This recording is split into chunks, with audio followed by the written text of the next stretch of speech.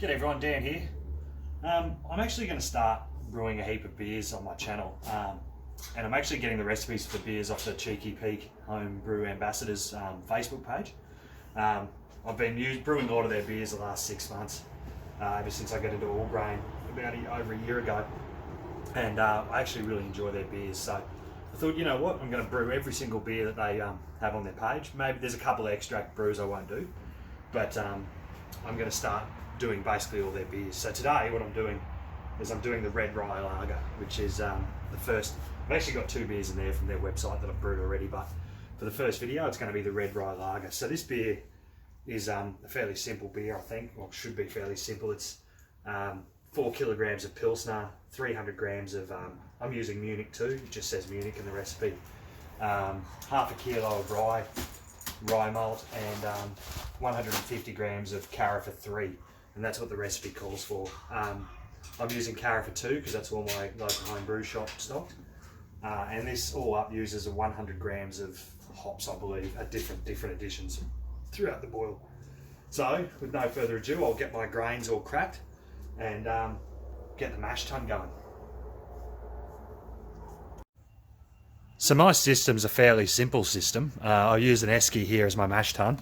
Down the bottom of that there's actually a manifold made of copper pipe, which I've put in there, and I use the bag as well to help keep some of the grit out of that so that it'll flow more freely through the tap. This here is my sparge tank, so obviously I keep hot water in here.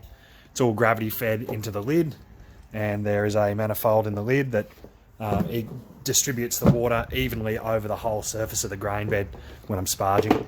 And of course into my boil pot, which is just a $50 eBay pot with a nano brewery tap that I got from actually Cheeky Peak, funnily enough, and just a thermometer. I am saving up to get a nano brewery, a 50-litre nano brewery, which hopefully I'll be going through Albury next month on my way to see my brother in Melbourne. So we'll pick up one then when I can actually have a look at them on the showroom floor. So now I'll get into mashing these grains in. So I'll go inside, get my hot water, and I'll come back and we'll mash those grains. Okay, so we're mashing this in at 65 degrees for 60 minutes. I've got that that water there is at 74 when I put it in, 73, 74. So I'll add my grains, mash these in. Obviously taking care to make sure that they're all stirred in right. So I've got no dough balls in there. Now it's just a matter of giving this a good stir, waiting 60 minutes and coming back. I don't know, shush Rex. I don't know what happened to my mashing spoon. I've lost it at the moment, so I've got to make do with this at the minute.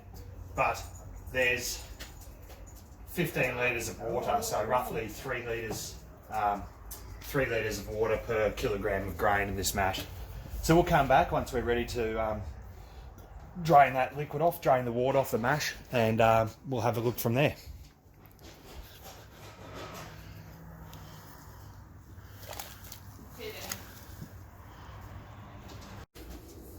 Okay, so I've been mashing in now for an hour, time to Verloop, so Verl off. So I'm just going to drain a couple of cans full of the water out. We'll have a look at the colour. It's actually rather reddish looking. So, and that's funny because there's only 150 grams of that Carafa in it, so but it's definitely given it a red colour. So I'll do this a couple of times, and then we'll be ready to sparge out. That sparge tank up there is full of hot water, and I've got another pot on the stove inside, just coming to the boil as well, to get that to about 80 degrees inside there. So I'll give you a quick look at that wort. I'll do this another couple of times, but I won't bore you with that. So this here is what we're looking at, which is actually rather dark, but I'd have to put that in a glass to actually see what that's going to look like side on. But that's okay. We'll come back in a couple of minutes when I'm ready to sparge. Okay, so I'll just turn this on and start this off. I'll also have to light my ring burner as well, but I'll just get this started. Actually, no, I'll light the ring burner, get that going.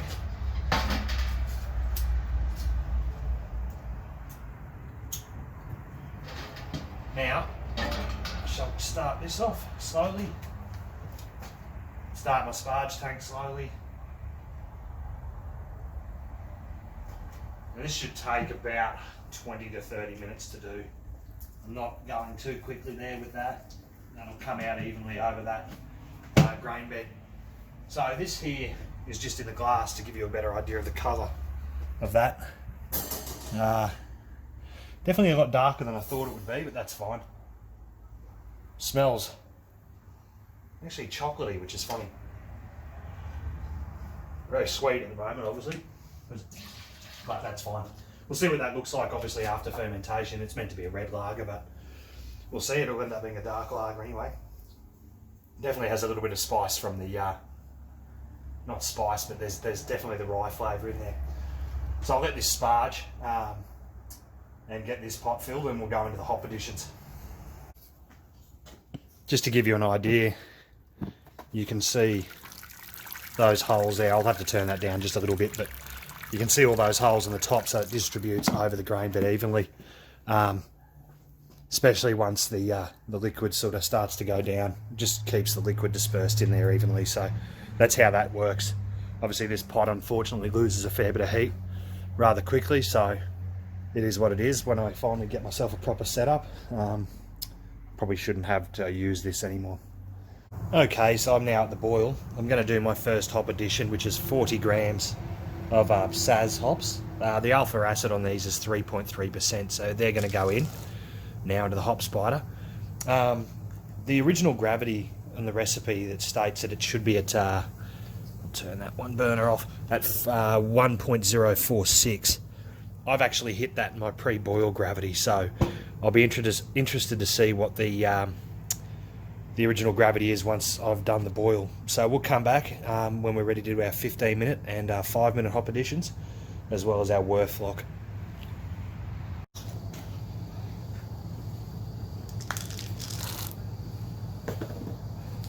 So this is the 15-minute addition, so that was 30 grams of Saz, and my Werth lock, which I've just crushed up in my bag here. Werth lock, one Werth lock tablet at 15 minutes. We'll come back at the 5-minute mark to do the 5-minute addition.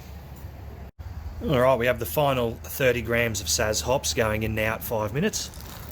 So 5 minutes left in the boil. We'll come back, we'll chill that down, and we'll put it in the fermenter. Alright, it's getting dark now, and this is starting. I've just got this chilling. I'm going to ferment this with W34-70 Safe Ale lager yeast.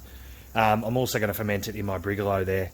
I do have a pressure fermenter, my Firmzilla, but I'm going to bottle this beer rather than keg it, so I'll be fermenting it in that.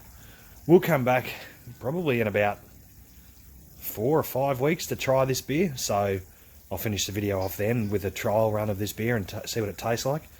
I'll put the what the gravity, the specific, the pre-boil, post-boil gravity is down in the description, and we'll see how it goes. Obviously, it was supposed to hit 1046, and I don't know what that's going to be post-boil, but we'll I'll take that once this is chilled out. So we'll come back in about 5 or 6 weeks, and we'll try this beer then. Hey everyone, so I've got this red rye lager now, and she's been sitting there for about 6 to 8 weeks, and I'll give it a go now. It's actually not too bad a drop. I tried it once before just to give it a go, and I didn't mind it too much. So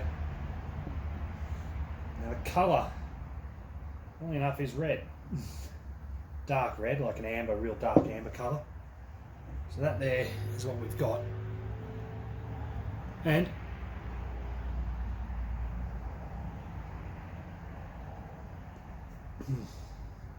yeah, I actually don't mind that. It's rich. Really, like the rye in it shines. You know, if you ever had a rye whiskey, you get that that real kind of spiciness, and this has that. And the Saz hops probably also help with that. There we go. That's the red rye lager. Actually, quite happy with it. It's cleared up nicely as well. I can just see through it. So yeah, pretty happy with that. All right, until next time, the next beer I brew. Take care, guys. Happy brewing.